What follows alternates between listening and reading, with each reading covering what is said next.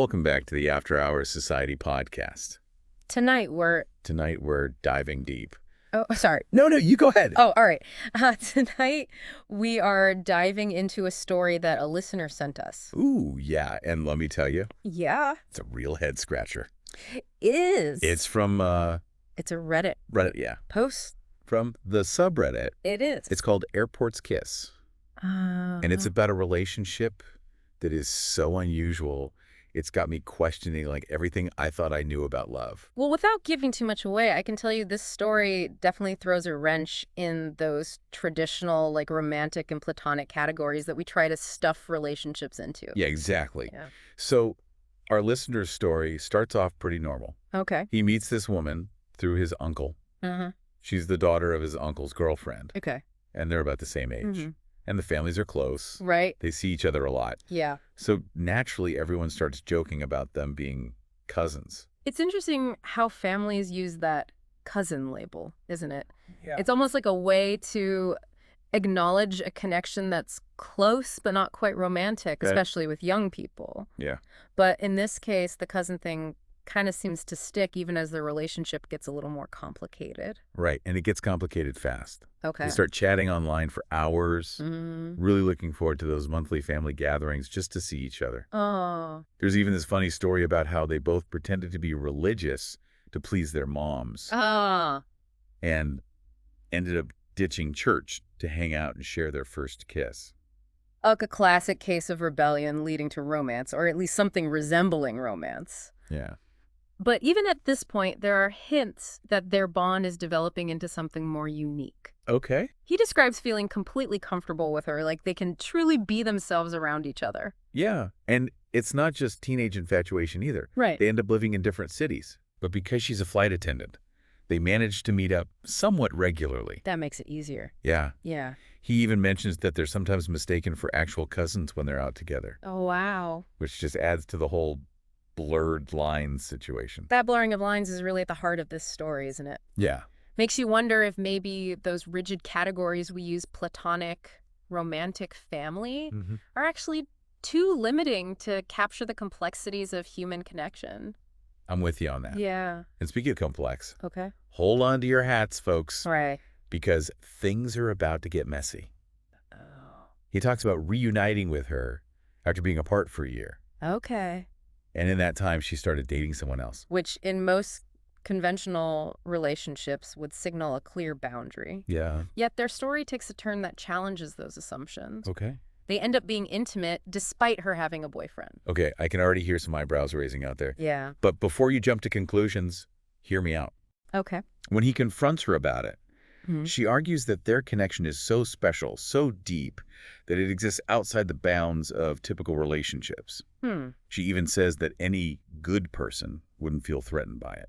It's a fascinating perspective. It is. And one that speaks to the idea of compartmentalization.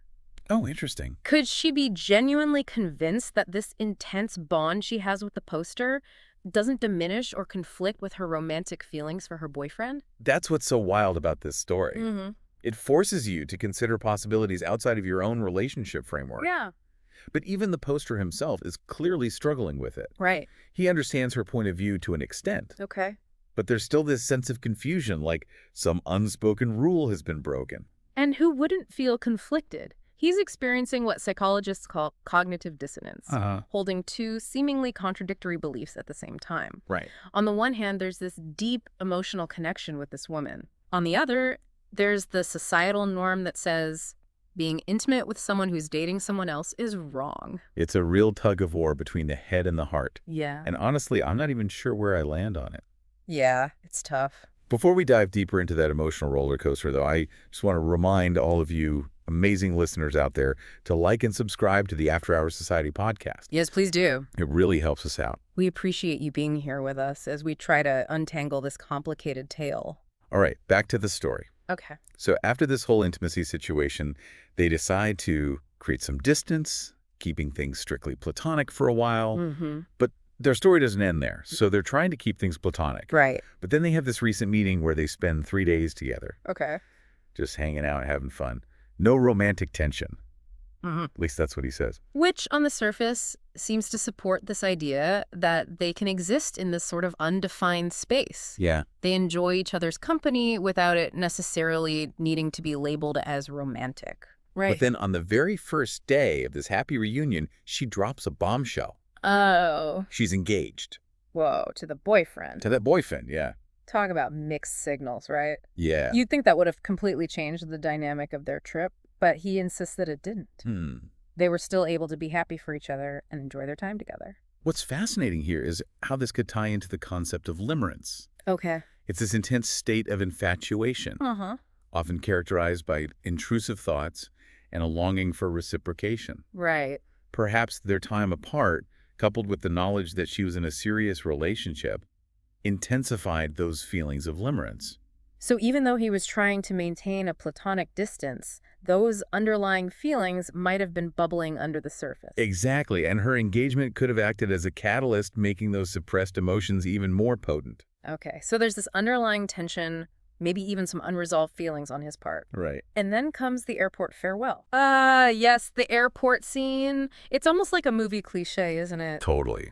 The dramatic goodbye at the airport filled with unspoken emotions and lingering glances. Except this is real life, and it's even more intense than any movie. Oh, really? He's taking her to the airport, and they're both feeling melancholic. Okay. But he assumes it's just the typical sadness of a trip ending. Right.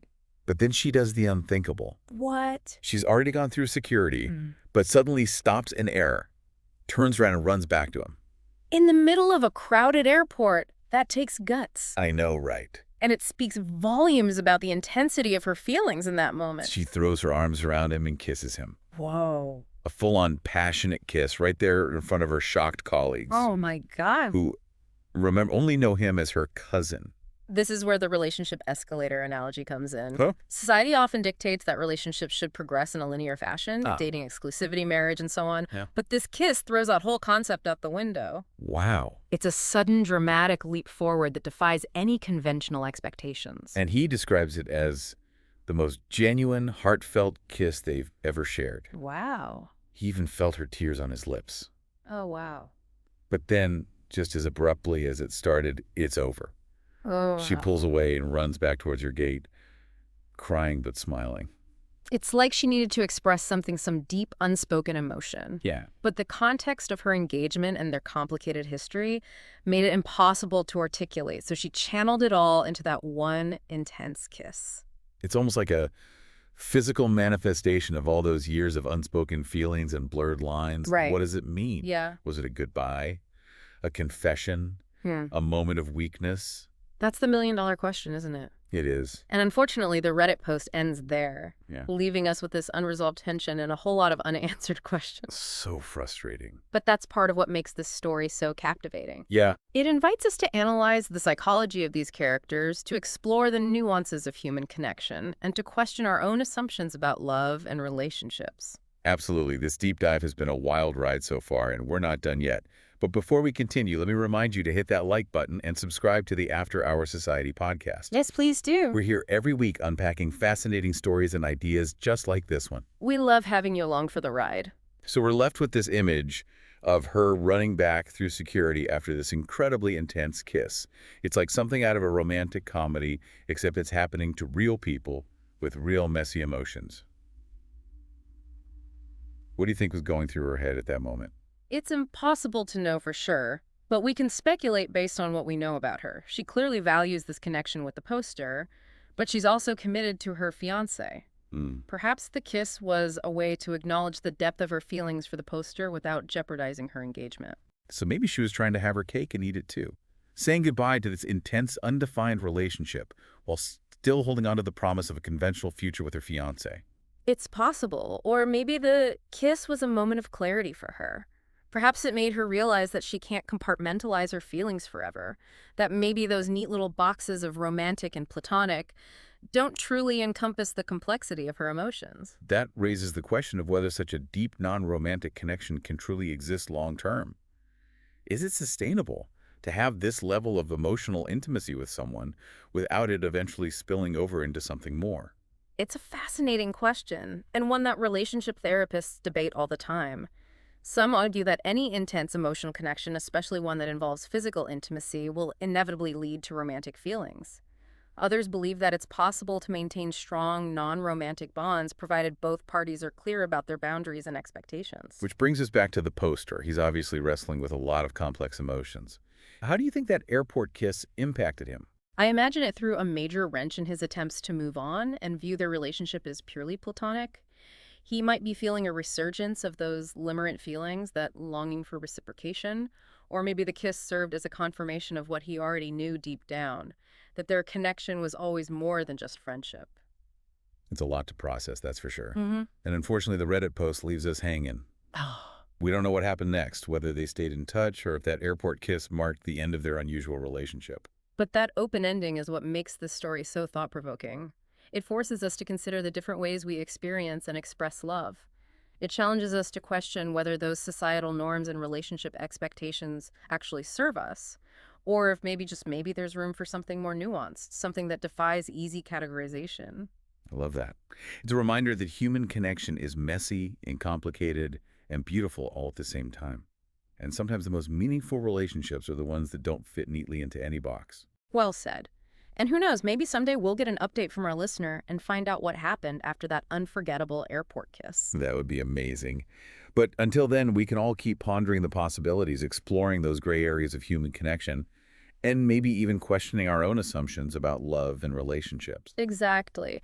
And if this story resonated with you, we encourage you to share your thoughts in the comments. We'd love to hear your perspectives on this unusual relationship. Absolutely.